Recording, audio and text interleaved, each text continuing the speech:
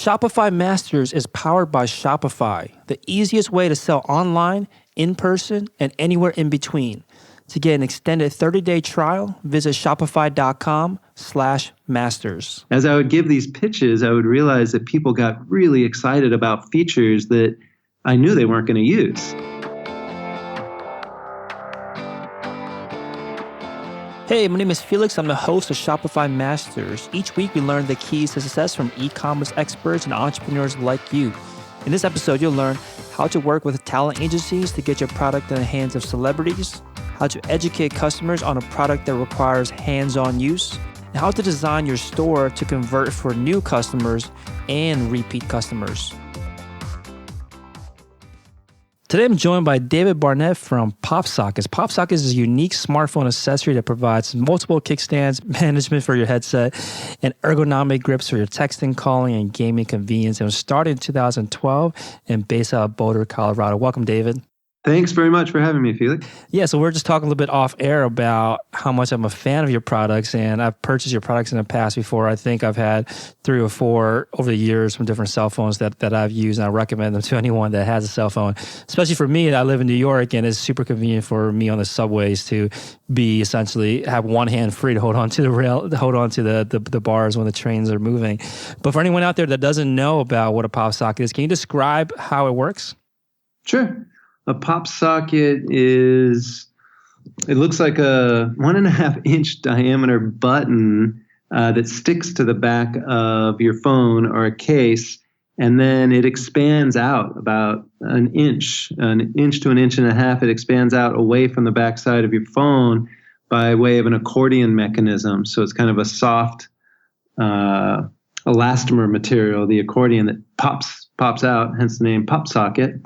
And once your PopSocket is expanded, the most valuable function is the grip, as you said. So you can pull your hand out from behind the phone and access the whole screen because you no longer have to use your hand to hold the phone and then try to type with it. If you're trying to use your phone with one hand, you can pull your hand out and use that grip to allow your thumb to access the whole screen safely without dropping your phone.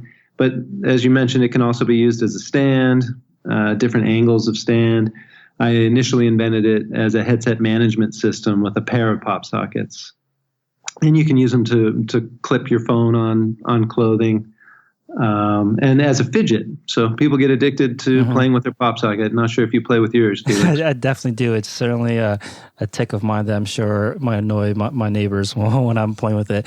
Right. Now, I think that's a great description. For anyone that still needs a more visual look at it, definitely check out the website at PopSockets.com. So you mentioned that you originally invented this for one of the purposes that turned out to serve. Well, how did you come up with this idea? What was your process for coming up with a product like this? Back in 2011, I was tired of my headset tangling, my earbuds. So I always talked on the phone with earbuds. I didn't like holding my phone up to my ear. Every time I'd take them out of my pocket, they were in a knot. I was tired of that. So I can vividly remember just walking to my car and driving to the nearest Joann Fabric sort of hobby store to figure out a solution to this problem. And I walked around the store, found some giant clothing buttons. First, I tried gluing one to the back of my iPhone 3 back then. Of course, I needed to put a little spacer between it and the phone so there was space for me to wrap my headset around it. But the big microphone on the earbuds didn't wrap nicely around a single button. So I decided to turn it into a two-button solution. So I had 2 giant clothing buttons glued to the back of my iPhone 3. Each had a little spacer button hidden underneath it. And then I would wrap my headset around these 2 huge, they were like 2-inch diameter, big black buttons. Wrapped my headset around the 2 of them, and it worked great. My problem was solved. And I had no intention of taking this to market. I just wanted the headset to stop tangling. And then as more and more family and friends saw it, you're probably expecting me to say they encouraged me to take it to market. But in fact, they laughed at me and said that it looked really stupid and I should be embarrassed to have it on the back of my phone. So it was just the opposite. And I decided to start tinkering with ways to get the buttons to expand and collapse. And the thought was to develop a case where the buttons would collapse flush with the backside of the case. And users, including myself, could wrap their headsets around these two buttons and then collapse them over the headset so that they wouldn't stick out from the case. And I launched a Kickstarter campaign around that case in 2012. And it wasn't for another 6 months that I invented the current product, the popular product, which standalone that sticks to cases and phones and can be repositioned. And I invented that because I was unhappy with the case. So when I showed it to friends, family, students, I was a teacher at the time, I noticed they all used it for the grip, but very few people actually used it for the headset management. Mm-hmm. So they liked a couple of the functions that I wanted it to have, but I originally invented it for the headset management, and it just wasn't ideally designed for the grip because the PopSockets, one was on the top of the case, one was on the bottom, but we needed the grip right in the center, the PopSockets grip, and that's when I invented the standalone so people could position it wherever they wanted, and launched the business on the Shopify platform in around 2014 out of my garage.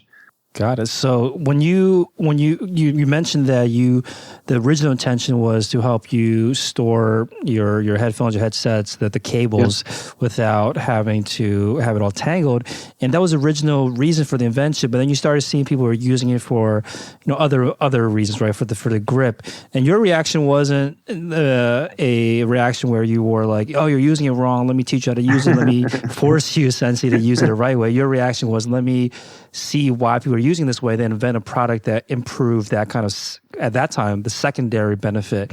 So how did you know to go in that direction rather than trying to force people to use it more for the wires? Because to be honest, I'd actually never use it for the wires. I use it only for the grip and for the stand. So I wonder how did you know to go along with what people were using it for in reality? It was a good guess, I suppose. Yeah. I mean, it was even more lucky than you'd imagine, because in fact, when I would survey big classrooms full of students, I'd visit and talk to business school classes or my own classes, the students were all really excited about the headset management. When I asked who in this room would use this product to wrap their headset and prevent it from tangling, almost everybody in the room raised their hands. But then when I gave samples to my students and watched them after a week or two using the product, none of them were using it for headset management. And so what appealed to people was not what they got addicted to. And I just thought to myself, surely if people are going to use this for more than a few weeks, it's got to be designed around the reason they're actually using it for a few weeks and not the reason they think they like it, which was the headset management. And that was also an issue, once we went to market, convincing people they needed a grip.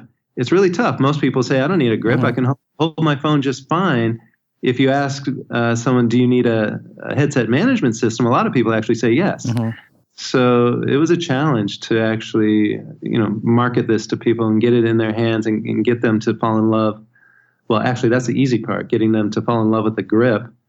And sometimes maybe marketing it for headset management because that's what they thought they wanted it for.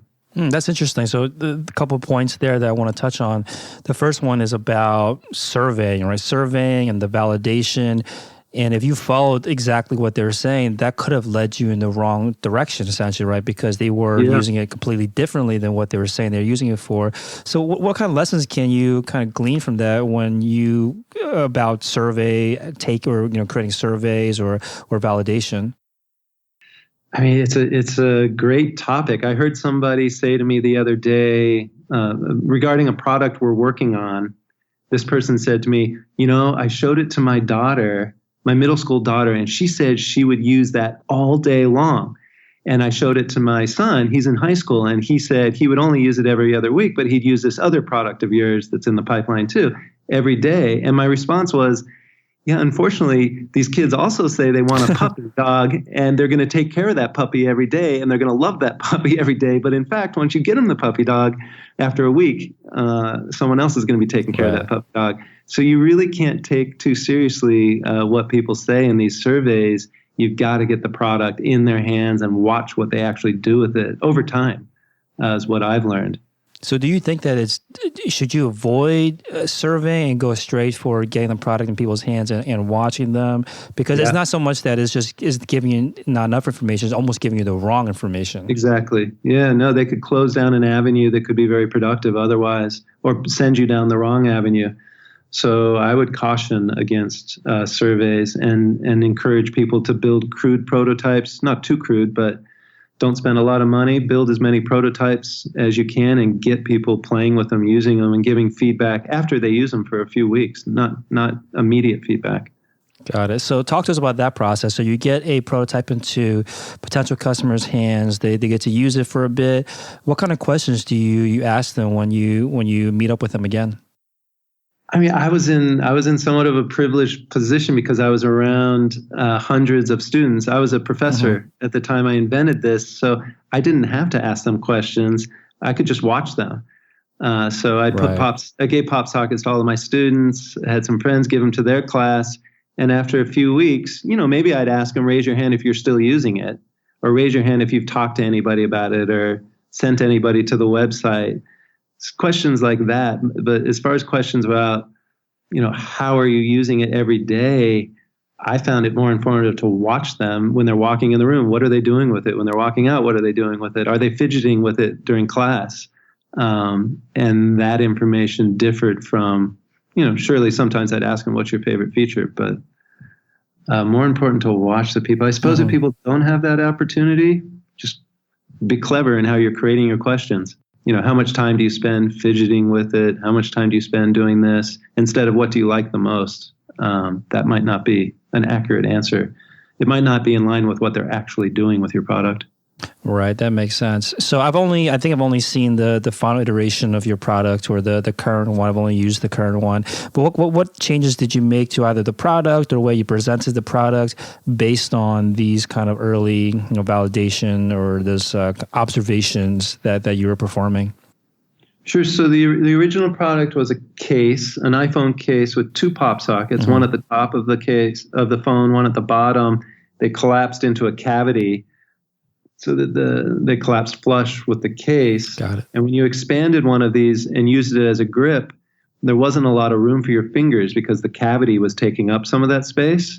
That was one problem. And then the second challenge was getting the PopSockets in the right place. So one on the top, one on the bottom, when in fact the majority of people like their PopSocket right in the center. And so I just reconceived it as a non-case product. The repositionable PopSocket, it has extra finger room because there's no cavity, and it can be positioned wherever one needs it, and can be repositioned too for different functionality. If you want it down near the edge of your phone for a vertical stand, you can move your PopSocket down. Or if you want to have two PopSockets one day, Jenna Marbles and certain people still use two PopSockets on their phones. She's a YouTube. Yeah, I'm not that level yet of two PopSockets. I only use one right now. Probably evolved. I went from 2 to 1, and I'll probably never go back. Yeah. So you mentioned also as well that sometimes you have to, or in your case at least, that you have to market a product for the reason that customers think that they want it, and that they ultimately fall in love with another reason why they like the product. And the example you gave was a headset management tool was the reason, it was the way you market it, but then most people are using it for the grip, for the stand. Talk to us a little bit more about that. Like, what does that actually mean in terms of the way that you market a product? Sure. I mean, first I can tell you how I discovered it. At trade shows, in groups, when I was pitching the PopSocket, I had a spiel where I would go through the different functions of the PopSocket. And with two, there's quite a few functions. The PopSocket also articulates at different angles. So you can have a shallow landscape stand. You can have a steep landscape stand. You can have a shallow portrait stand, a steep portrait stand. With two PopSockets, you can easily clip your phone on the side of your monitor and back before messaging was coming up on people's screens. It used to only come up on our phones, right? This was really helpful to clip your phone right onto your monitor so you could see the messages come up. But as I was going through and then clipping it to your clothing, clipping it to gym shorts if you don't have pockets, as I would give these pitches, I would realize that people got really excited about features that I knew they weren't going to use. So, I'd go through headset management and wow, I'd get an awe. And then finally the finale was clipping the phone to the monitor. And every time people would go, oh, wow. But sure enough, when I see people using PopSockets, almost nobody's actually doing that. Right. That led us with packaging design to not package this just as a phone grip. Now we can do it, I think, because they're pervasive enough in society. People have seen other people using them, and they appreciate that there must be some value to the grip. But initially, we were marketing them with our packaging and displays as headset management and stands, just all the different functions except for the grip, which is the one thing people fall in love with. Yeah, and does this like bother you that that it's the real reason, the main reason why people continue to use your product is one way, but then you have to market it differently just to get them to try for the first time? No, we're lucky. Well, we don't anymore have to change that marketing. Right. Now we do market it just as a phone grip and stand. But I was lucky enough to be able to be patient and let our main marketing tool has been word of mouth. So let our evangelists convince people to put these in their hands and try them. Our army of evangelists. So all the people that have PopSockets, they've been using them for either a month or 3 years. Whenever somebody asks one of these people, what is that? They're going to hear that spiel. I love this thing. It's changed my life and, expands. And we let the evangelists talk people into trying one, even if they don't think they need it for the grip. And once somebody tries it for a day, typically they leave it on their phone. So it didn't upset me. I was just patient and waited for these people to give it a try.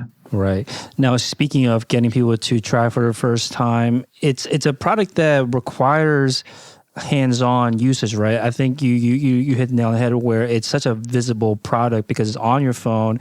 Everyone is always holding their phone up. And whenever I have mine out, someone asks, what is that? I almost have to rather them just try it out themselves rather than try to explain to them how it works.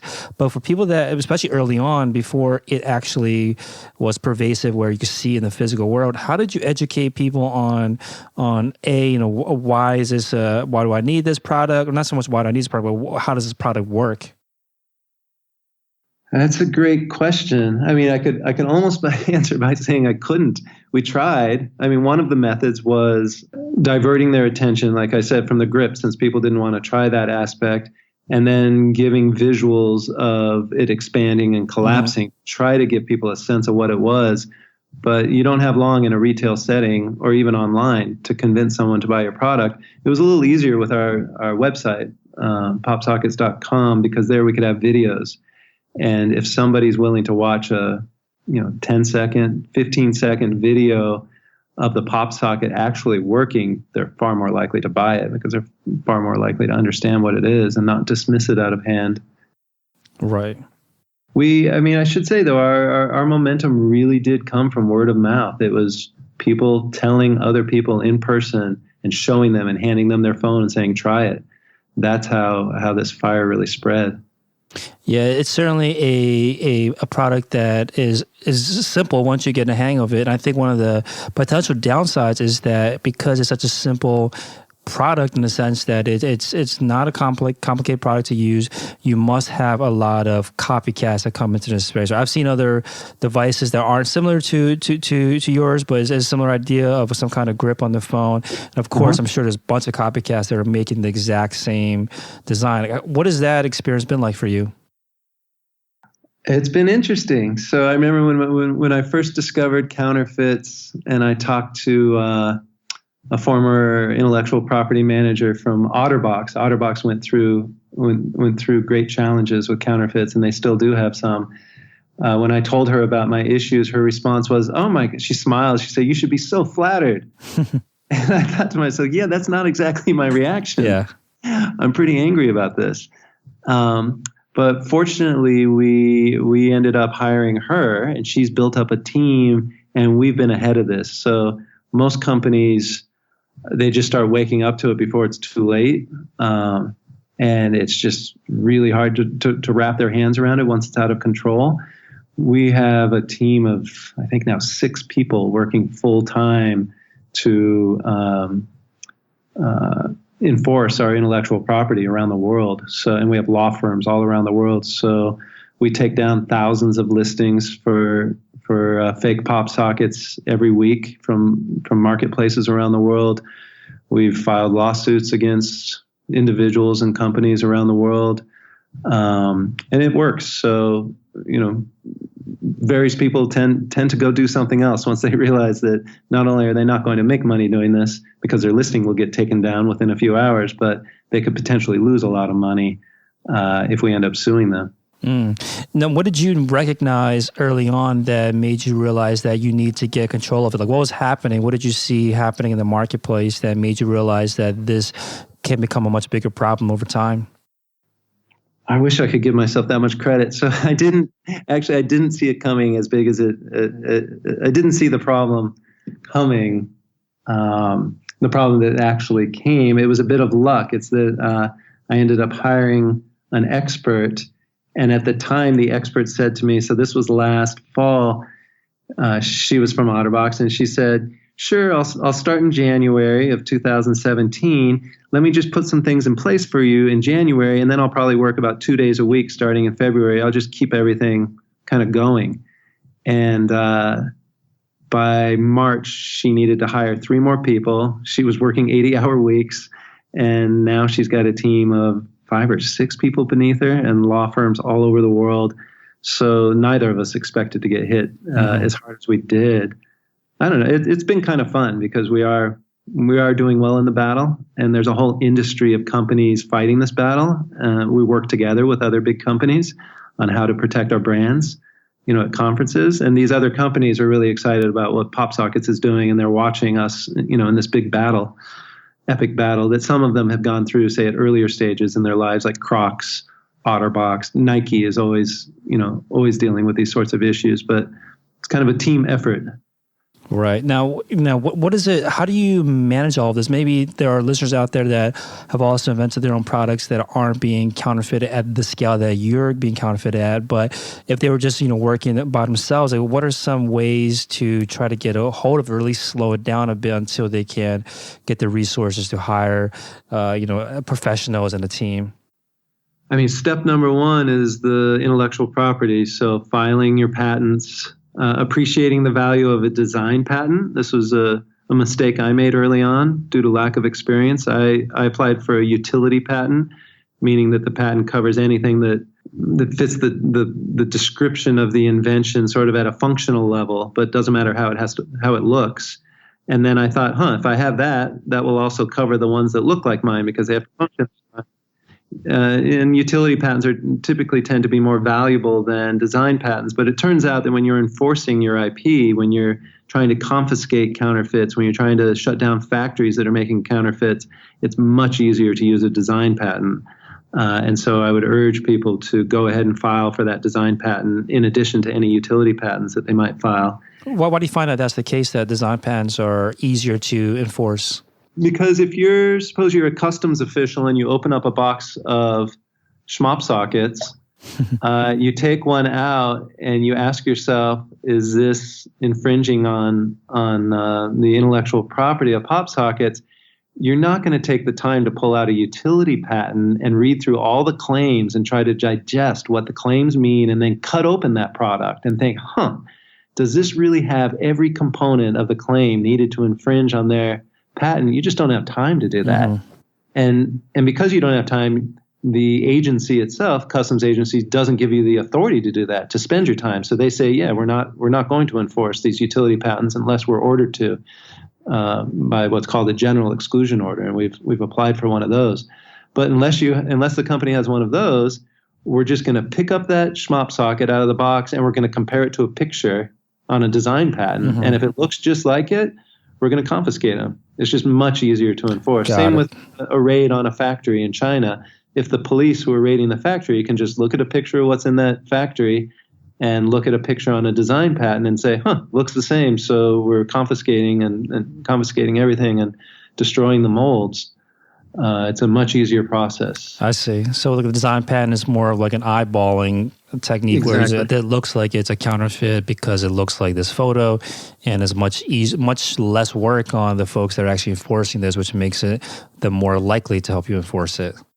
Exactly. And the same holds for trademarks and copyrights. So somebody opens up a box and it says PopSockets on it, but it doesn't come from one of our factories, then they're going to confiscate that. It's as easy as that. Those other factories are not authorized to be shipping with our trademark, PopSockets.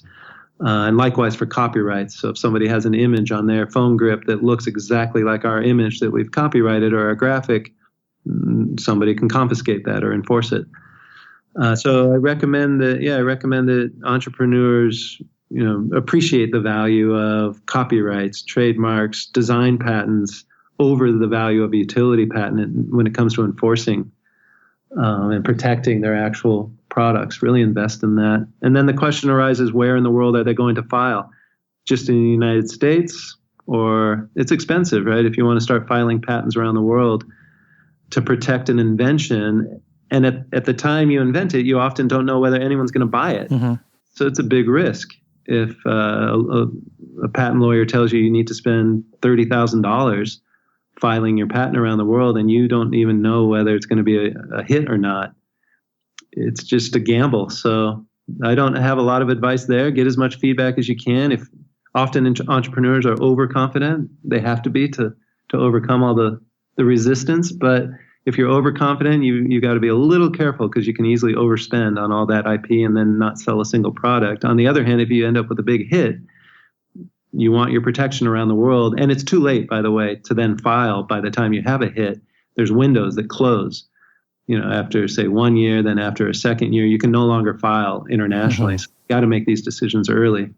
Got it. So did you file for your utility and design patent from the very beginning, or how long did you wait into? Well, I made the mistake. I didn't file for design patents. That was a big error that I made early on. We have design patents now covering other products, but the main product is covered by a utility patent here in the U.S., and we've had it granted in China, Japan, Europe. It just got granted, and we're waiting to hear from India, Canada. Maybe I'm missing someplace, but and how did you prioritize those countries, those places to file the next patents? Well, how I prioritized them to file the original patent was just by cost of patent versus number of people who live there. So India was a no-brainer.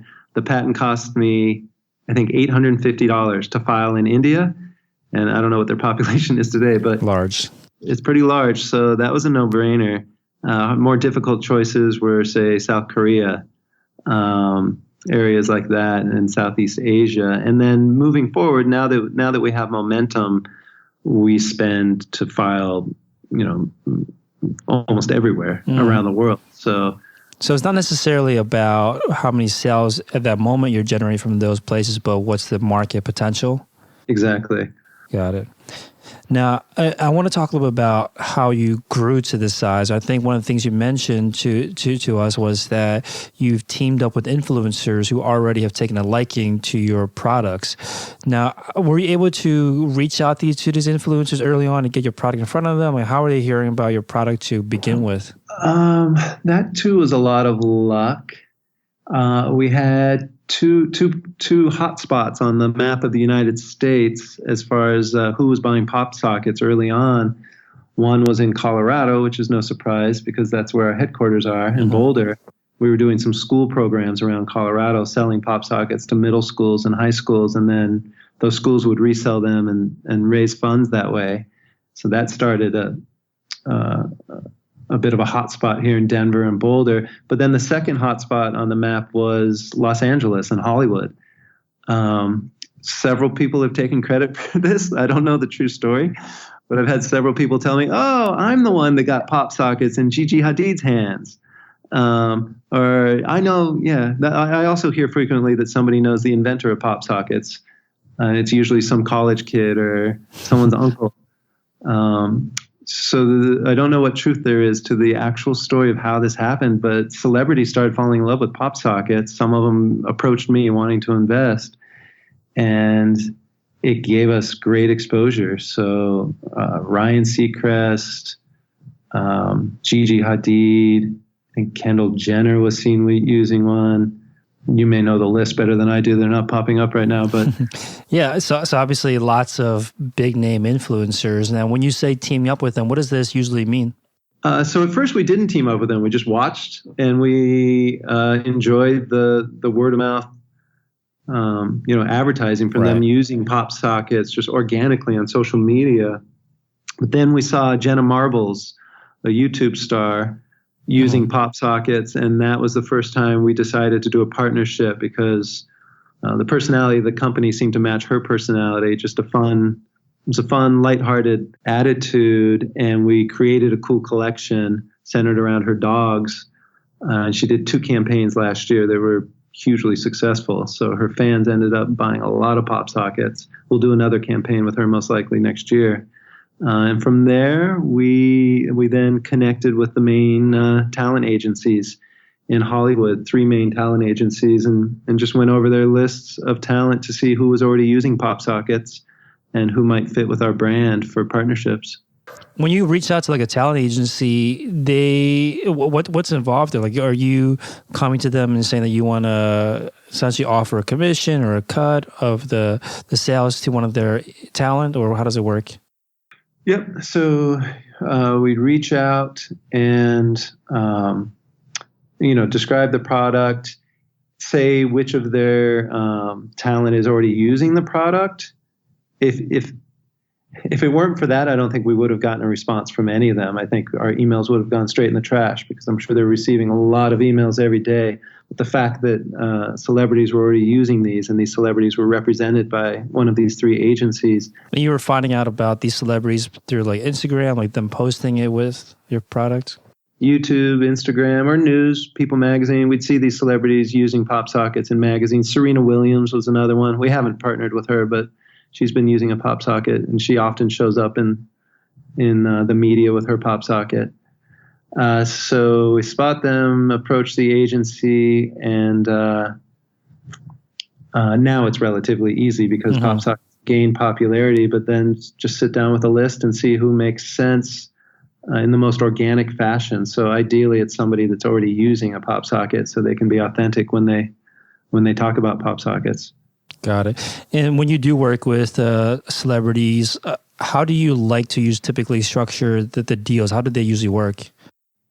I guess the most common model is just a royalty model. So we develop a special collection, that has a theme centered on the celebrity, so it resonates with their followers, and we try to make that authentic too. So whatever Jenna believes in, Jenna Marbles, and what she stands for, that's what we want the collection to look like.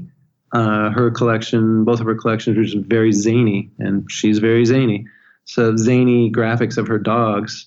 And then she would do some social media posts and one major video on YouTube talking about her collection, sending her fans to our website on PopSockets.com to her collection.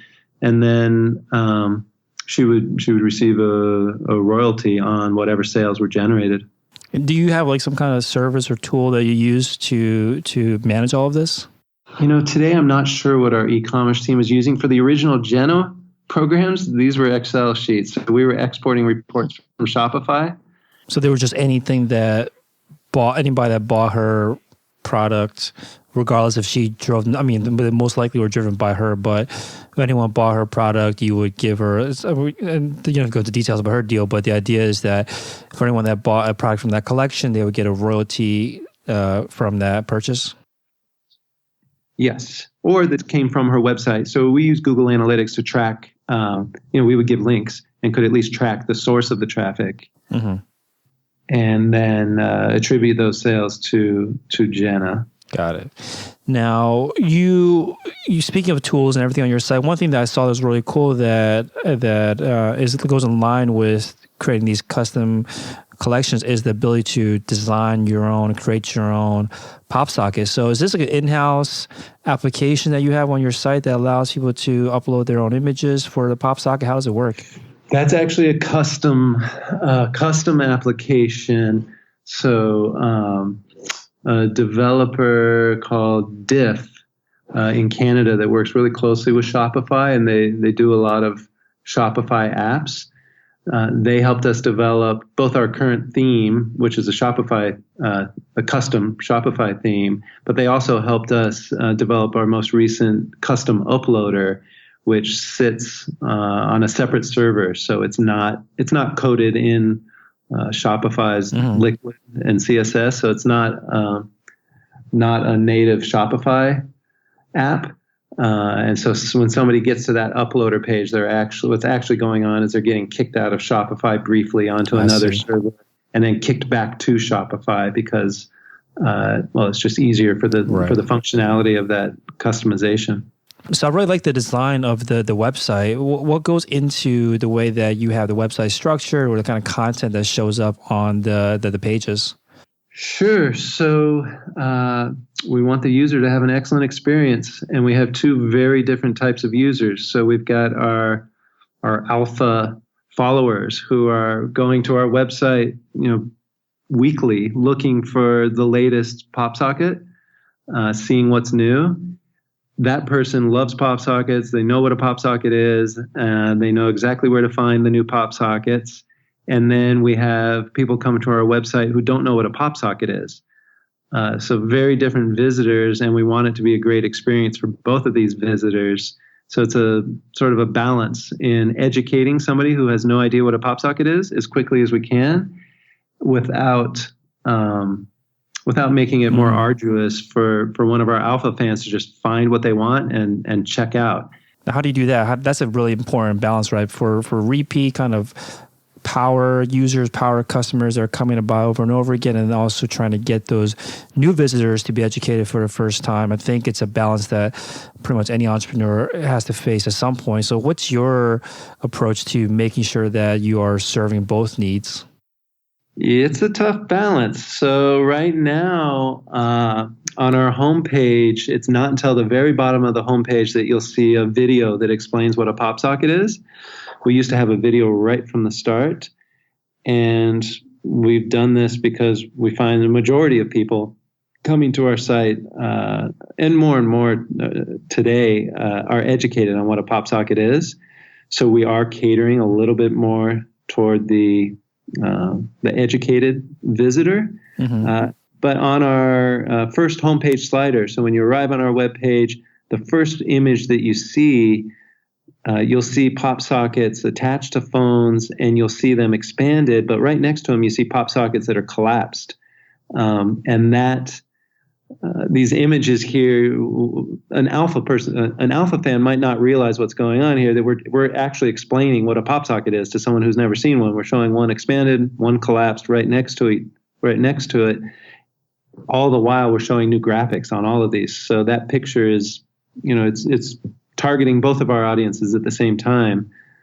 And then we have a trending bar right after that, and that's also for the alpha customer who's just looking for their new candy. Basically, they go to this trending bar to see some updates, to make it easy for these people to see what's new.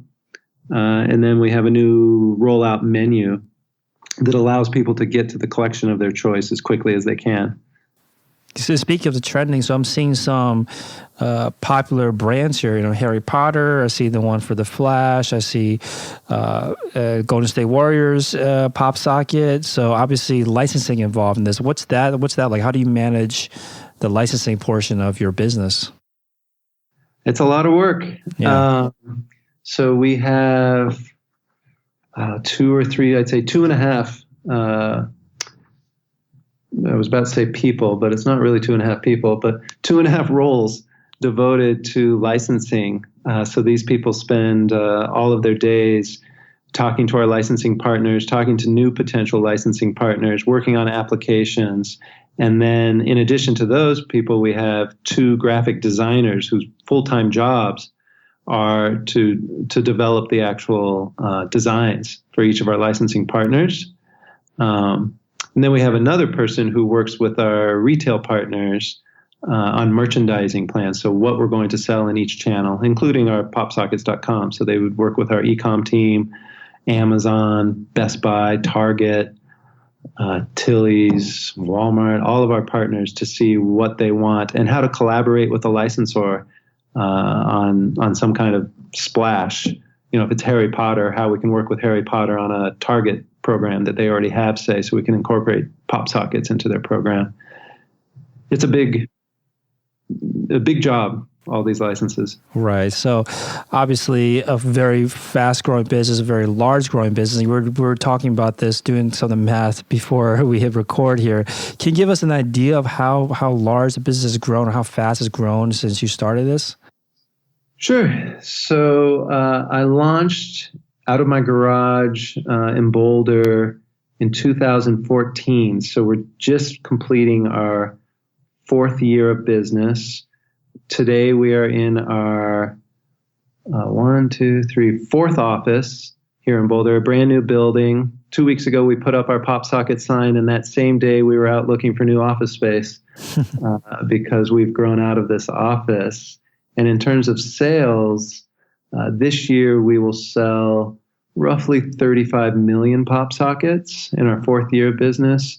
The first year when I started in my garage, I think I sold about 30 to 40,000 PopSockets. So let's say 30,000. That's 1,000 times. Yeah, that's crazy. Right. Yeah, I mean, it's something. Well, first of all, 30,000 in your first year is already pretty amazing. And of course, at the point that you're at now, 35 million is even more amazing. And this is pretty much, like you mentioned, off the back of word of mouth and influencers for the most part. Yep. Yeah, we've done very little marketing. This year we started doing, just in the last few months, some Facebook ads and some Google ads. But before that, we had almost no advertising or marketing budget other than through, these influencer programs that we would do, partnerships. Very cool. So PopSockets.com, PopSockets.com is the website. Where do you want to see the business go next? I want to see it go global.